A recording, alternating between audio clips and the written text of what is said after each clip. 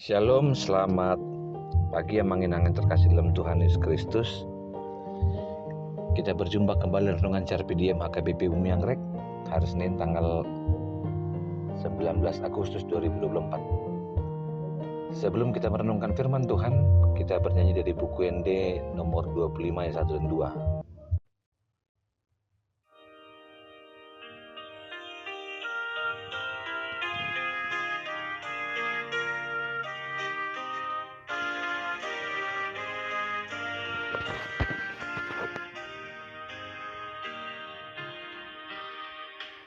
Hatami ale Tuhanku, Hatana margai, sai pai ang dirahaku, unang sahabat api, merasa kesetiaan, hatana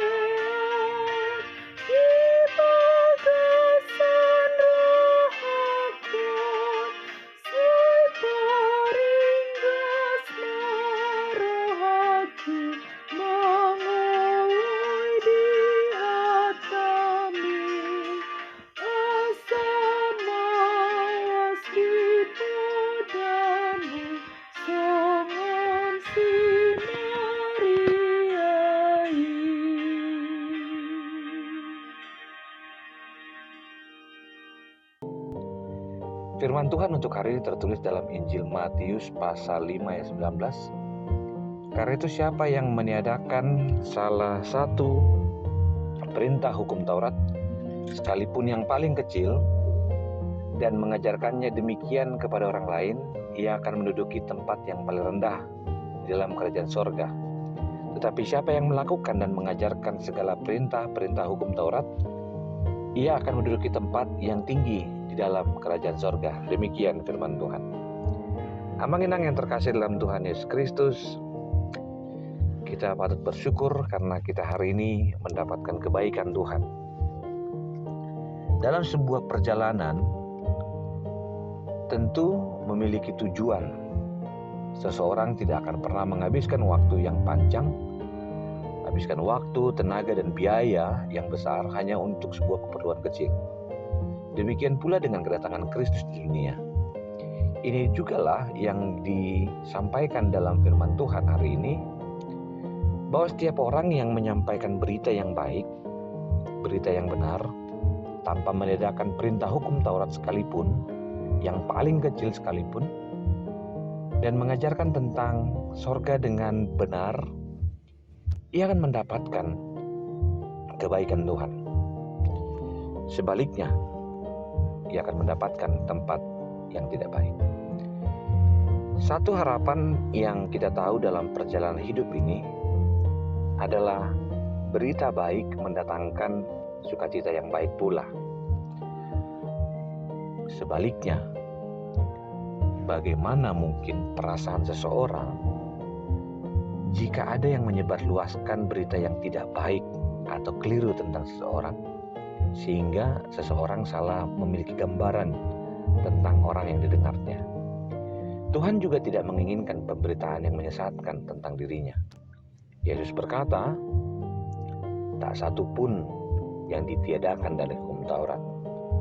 Dia pakai bahasa aslinya, satu iota atau satu titik, yang adalah huruf terkecil dalam Ibrani, tidak boleh diabaikan.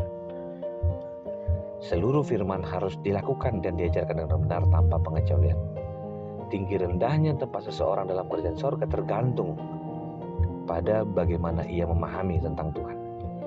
Keseriusan yang sama ditegaskan pada akhir Wahyu 22 ayat 18, di mana tidak ada tempat bagi penyesat, termasuk penyesat tentang firman Tuhan. Amang-inang yang terkasih dalam Tuhan Yesus Kristus, ini kebenaran yang mendorong kita untuk menseleksi, menyunting renungan harian secara berhati-hati, supaya setiap orang jangan salah hanya untuk menyenangkan, atau juga hanya untuk memberikan tempat bagi orang lain mendapatkan yang tidak seharusnya. Kerinduan kita untuk mengenal Tuhan digambarkan melalui firman Tuhan hari ini. Siapa yang meniadakan? Tetapi siapa yang melakukan, ia akan mendapatkan tempat tertinggi di kerajaan sorga. Satu sukacita kita adalah ketika kita percaya bahwa kita yang benar mempertahankan iman di balik pergumulan pun, tidak ada alasan untuk kita memilih bagaimana firman Tuhan itu harus diberitakan.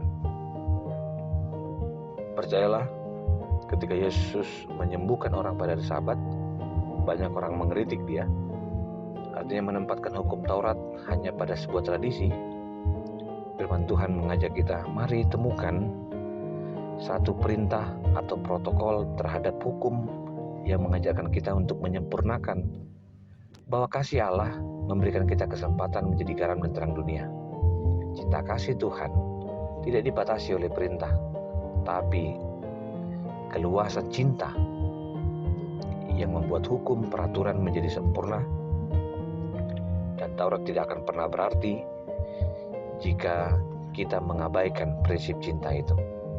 Biarlah cinta Tuhan mengajak orang lain untuk kembali kepadanya, dan semoga Allah yang Maha Sempurna yang telah menerbitkan hukumnya kepada kita tahu bahwa hukum Tuhan adalah mengajak kita untuk tidak berburuk sangka terhadap firman-Nya, terhadap hukumnya, dan menegakkan otoritas kitab suci sebagai firman yang kekal yang menggenapi hukum Taurat itu.